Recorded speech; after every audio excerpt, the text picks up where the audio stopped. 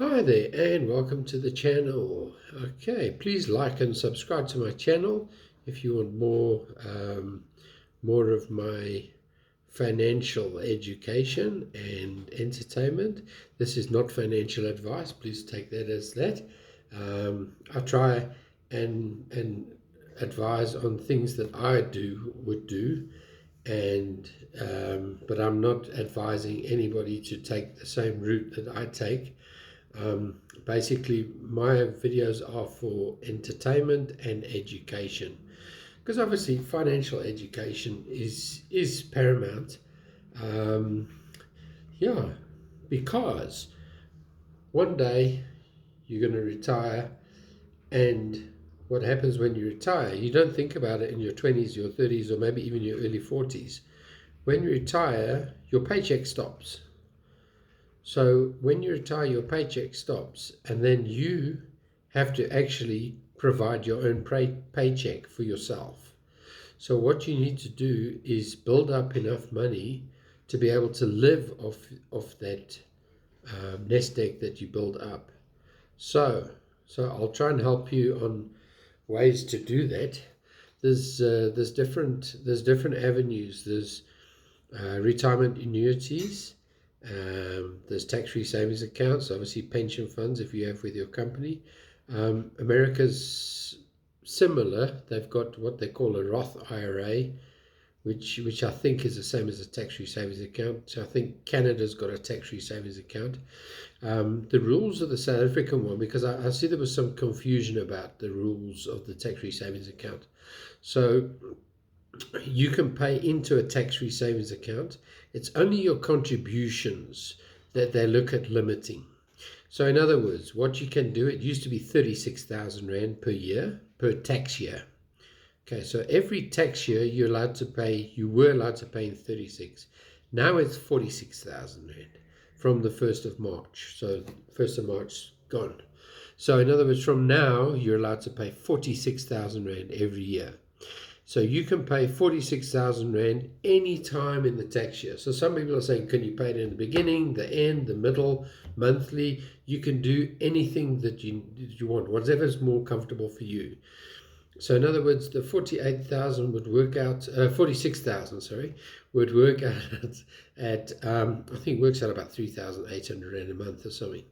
But yeah, so if you're paying around about that, then obviously when you're paying your money, I can actually see on mine, when I pay in, it says, okay, they've received my payment, and this is how much I've got available that I can pay in. So they actually do tell you, don't pay more than this in. If you do pay more in, you will be taxed at 40% on what you pay above the 46,000 annual contributions. So that's your annual contributions. Now that money can possibly grow inside your account. So in other words, if you invest in, especially if you invest in equities, foreign and local equities, I mean, you can invest in most places these days. You can invest in just about any country and lump countries. In other words, in emerging markets, which is different emerging markets that you invest in, or you can invest in just the US market, or just even you can invest in the Japanese market, the Chinese market. But don't complicate things too much. Just go for a basic thing. So in other words, you get the S&P 500, which is the American market, and then you get the Nasdaq, which is more tech, leans more to tech, but not always, because the tech, there's other companies in there that's not really tech, but they're on the Nasdaq. So you invest that, and then you get returns on that. Now, obviously, all your growth, all your returns, your dividends, and you can reinvest your dividends, which is a very good thing to do when you're building up your nest egg. So you can pay your 46,000 in.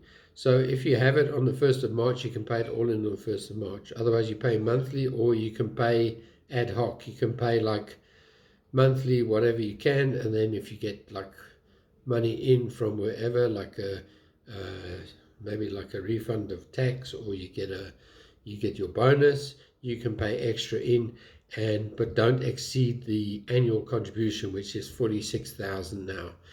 In the next couple of years, they might increase it again, but they just increased it this year, so it'll probably be about another couple of years before, probably 4, 5, 6 years before they increase it again. They might increase the lifetime limit. Your lifetime limit at the moment is still 500,000. So now instead of taking about 14 years to reach that limit, it now takes about 11. Now, notice I say about, because obviously, like I say, when you pay in, you'll actually see, it'll actually tell you, you listen, you're getting close to your annual limit, but it will take roughly 11 years. So they only started with the tax-free savings accounts about 10 years ago. So, and it was a lower amount before. So I don't think anyone's reached the limit or is very, very close to the limit. But they might look at, hopefully they increase that limit to 750 or $1 million. If they can increase that lifetime limit to that, then that's great. Okay, so you pay in any time from the 1st of March until the following year, the end of Feb, the 28th or the 29th of Feb, depending on whether it's a leap year. So you pay your money in from there to there, and then the 1st of March is then a new tax year, and then you start with 0, and then you can start paying in. So now what I've seen is your growth doesn't affect what you're paying in. So in other words, if you pay in 46,000, then you pay in another 46,000, and then you've paid in, so you paid in 92,000. Maybe your portfolio is worth 100 and something thousand by then. Let's say when you've paid in your full 500,000, okay, then if they haven't reached the limit by then, if you reach your 500,000 lifetime limit, then you can't pay more in. But I'm sure they will increase it anyway. But if they don't, then you aren't allowed to pay in more. But that 500,000, by the time you've paid in 500,000, then you should have a higher amount, depending on how your portfolios have performed, depending on how the stock market's performed. But have a balanced portfolio. That's one thing that I also say, because most years stocks do better than bonds, but some years bonds can do better. Some years they can actually both go down at the same time. But have like a diversified portfolio. Okay, I'll talk about diversified portfolios in another video. But when you've paid in your lifetime limit, you might find your portfolio might be worth, say, after like 11 years, your portfolio might be worth 750,000 or maybe 800,000, whatever. So that means that you've had good growth on what you've paid in. But my advice is to not draw out of your account. Let that money grow, because you're getting compound growth and you're not taxed on it. You're not taxed when you withdraw it. But if you keep withdrawing money from your tax-free savings account, it affects your future compound earnings. So yeah, and in other words, if you draw during the year, let's say you pay 46,000 Rand in a year, then you draw 10,000 Rand out because you need it. You can substitute the rands for any currency. If yours in dollars, then it's the same, but obviously your limits and everything are different. It works differently. But I'm talking now about the Rand one, the South African one. So if you pay 46,000 in and you draw 10,000 out during that tax year, then you can't pay in another 10,000 Rand because you've already paid in your 46,000 Rand. So they don't take the withdrawal off the amount of contributions you've paid in. What they do is that comes off your lifetime limit and your yearly limit.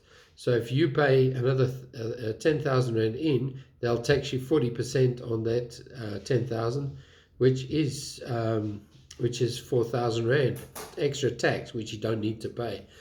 Okay, so that's why you're paying into a tax-free savings account to grow your money without paying tax on it. It's a good incentive from the government to help us all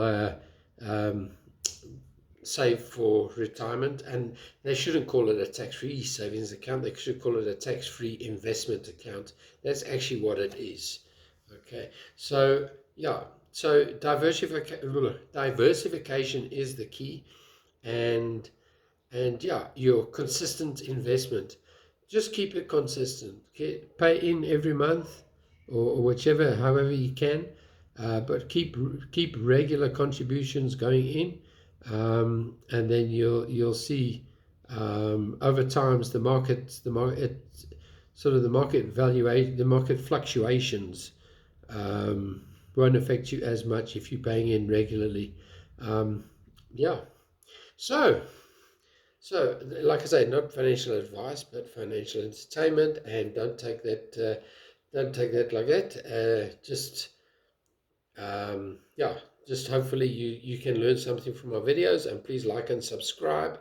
And yeah, I'll try and put out more. And if you have any questions or anything you want me to talk about, please let me know in the comments down below. Thank you.